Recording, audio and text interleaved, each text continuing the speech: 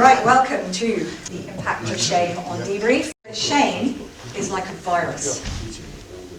Excuse me, could you be quiet please? I'm trying to do a presentation. Thank you. So shame is like a virus. You can't see it, but it's kind of everywhere. Everybody in this room would have experienced shame and the impact of shame. Okay, enough. Out here, both of you. Up here, right now. Up. You, here. And you, over here.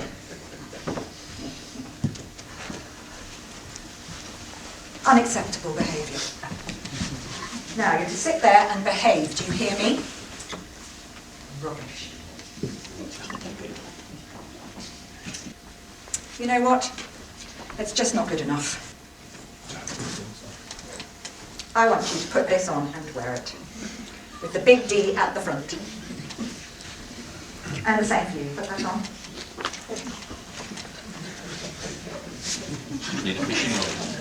Honour and shame, I think, is a really interesting concept. I think honour and shame are two sides of the same coin. So the very things that will bring you honour, if they go wrong or you don't adhere to them, will then bring you immense shame. Things like honour killings are shame killings. People kill people because of shame, not because of honour. It's the other side of that coin. And I don't think we should dress shame up to call it honour, because that's not what it is. It's shame. And shame leads to suicide. It's almost the equivalent of a psychological death. I am so no longer acceptable as a human being that I have no right to be alive. Shame leads to death, quite often to suicide and death. And humiliation is part of that social control where we really get off on being powerful and having power over another. As mammals, we are wired for connection, so we need to belong to a group in order to survive. And that's why shame is so effective, because when we are shamed, we are pushed outside that group, and it is such a painful experience that we will often do whatever we can to get back in to that group. And this is why gang culture works so well. These are people often who are not accepted any place else in life, and therefore they've had to adhere to the norms of that gang culture by doing some horrible things quite often. Probably things that make them really uncomfortable, but the desire to belong is greater than the behaviours and the actions they have to take. So shame is extremely powerful. The church has used shame forever. Education has used shame forever. The prison system uses shame. Governments use shame. The media uses shame on a daily basis to motivate and guide and challenge behaviour. So it's everywhere when you start to look at it. And then we've got guilt, and guilt is about people's behaviours. A guilty person fears punishment. I have done something bad. Someone's going to catch me out. So that's guilt. I've made a mistake. And then you've got humiliation, which is that next step up. So humiliation and a horrible shaming experience can feel exactly the same. So shame is about secrecy. We keep shame silent. We don't tell people, which is where it starts to really erode our internal psyche and our sense of self-esteem, etc. So these are the kids who hold the secrets. You see the behaviours, but you don't recognise sometimes the shame underneath, or the adults who are behaving certain ways, and we don't recognise the shame underneath. So a shameful person fears abandonment, which, if we go back to thinking about us being limbic mammals, or mammals are wired for connection, being abandoned, if you are a small human baby, means that you will die. So the fear of abandonment is absolutely overriding for us as human beings. If I'm abandoned by others, I will die. So I have to keep that really secret, because if you knew how awful I was, you'd leave me, and therefore I can't tell you. So shame is the threat or experience of, and I think that's really interesting. It doesn't even have to be the experience of someone shaming you. It can be the threat of being shamed, and it has the same impact. So how would I know that Tony is feeling shamed? Just by looking at his body language, or what would you feel when you were shamed? Shout it out at me. Lack of eye contact. Lack of eye contact, yep. What else might be noticed? Being quiet. Yeah, you might get really quiet and withdrawn. Posture. Yeah. Sorry? Posture. Posture. Look shamed.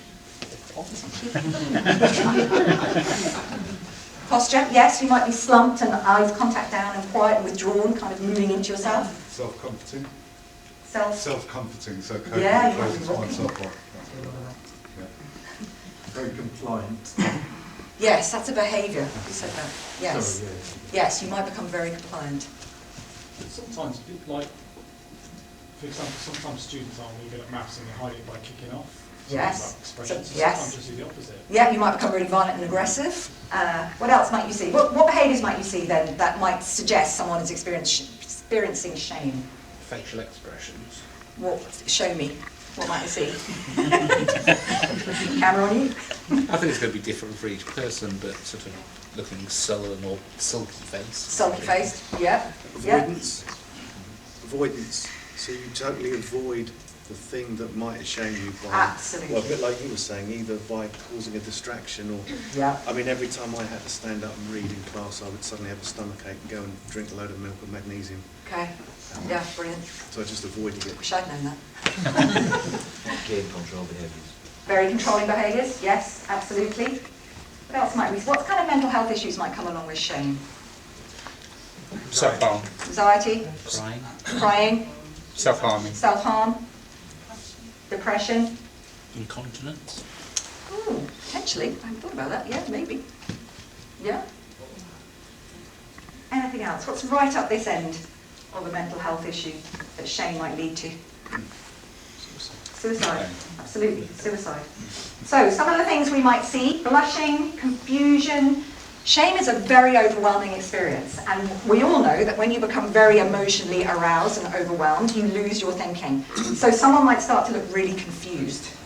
Rapid heartbeat, sweating, freezing, either very cold or frozen to the spot. Hanging head, slumping shoulders, avoiding eye contact, withdrawal, dizzy and nauseous. Physical pain. Lots of people who say they have stomachache or headaches or physical pain may well be shame. It's a massively uncomfortable experience. People pleasing. If I get people alongside me and they like me, I am less likely to be shamed. Low self-esteem, depression, hopelessness, despair, suicide, perfectionism. If I get it all right, I can't risk being shamed. Control. If I control my situation, my environment as much as I can, I will try and avoid shame, experiencing shame. Aggression, addiction, violence, eating disorders, and bullying. And according to Dr. Brené Brown, the more shame someone is experiencing, the more of these behaviours you will see. Back here again.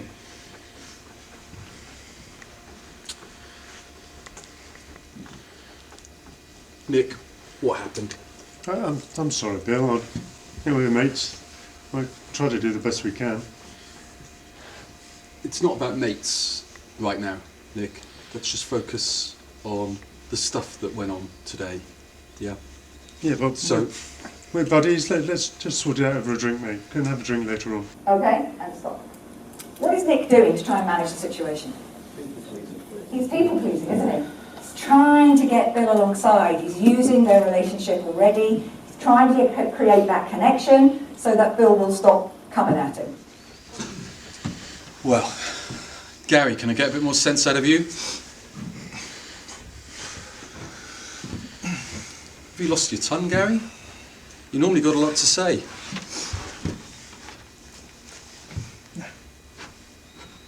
So what's Gary doing? Avoiding.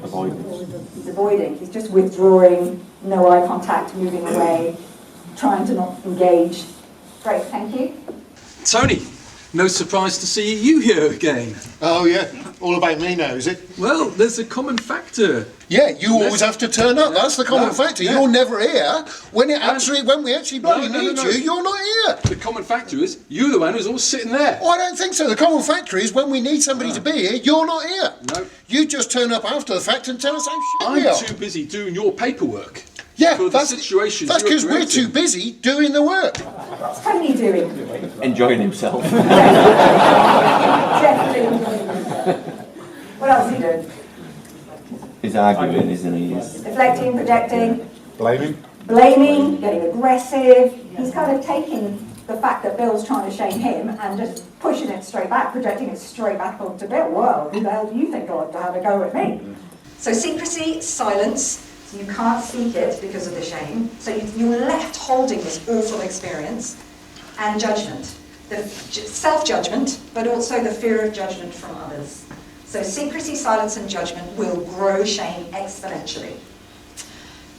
So in order to heal shame, we're going to go back to our role play, our debrief role play, and Bill is now going to set up a debrief that hopefully is not going to trigger any shame. Look, fellas, really appreciate, I know you want to get home. I just want to take 5 minutes. It's been a really tough day. You've been right in the midst of that. And I just want to check in. I just want to, just see if there's anything perhaps you think I need to be thinking about in the unit.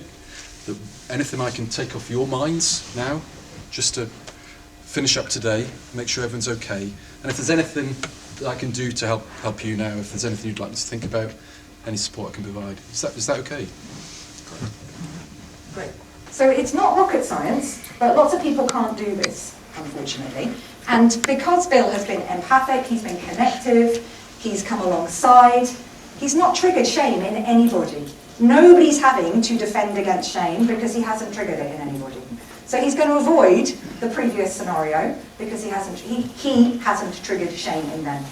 So for the person leading a debrief, you have a massive responsibility to notice, be connective, be empathic, set the tone, not trigger people's shame. And if you know where their shame triggers are and what their shame defenses are, you can pick it up an awful lot faster.